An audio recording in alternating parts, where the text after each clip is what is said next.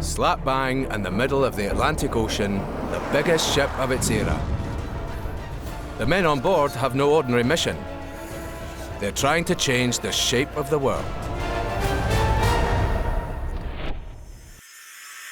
In the 1850s, the Victorians are wrestling with a problem. Their world is just too big.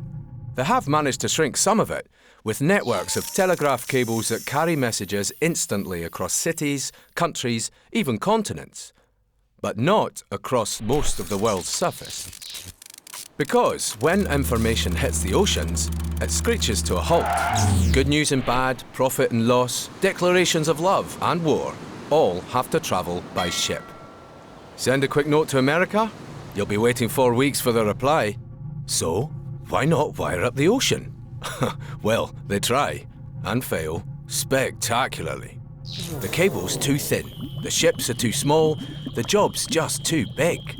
And this isn't the only project to go spectacularly wrong. Engineering megastar Isambard Kingdom Brunel has had another one of his big ideas. To build a Victorian supertanker, 6 times bigger than any other ship afloat. She's called the Great Eastern, and she's cursed from the off. The construction company goes bust, the launch fails, and then Brunel dies, leaving his friend Daniel Gooch holding the baby.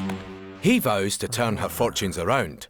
With this, engineers have designed a new telegraph cable to work undersea. They make 2,300 miles of it, enough to reach America, but so heavy that no ship on Earth can carry it, except the Great Eastern. They attach one end of the cable to Britain, and together with 120 sheep, 20 pigs and 12 oxen to feed the 500 men on board, they set off on their mission to shrink the Atlantic. Day in, day out, night after night, through storm and fog, they pay the cable into the ocean. While in mission control, they watch anxiously to see if the cable's still getting a signal from the motherland. And they almost make it. But just a few days off the American coast, the signal flatlines. Disaster. The cable snapped. It's over. But Gooch is not the quitting kind. He and his business partners stake their own fortunes on one final gamble.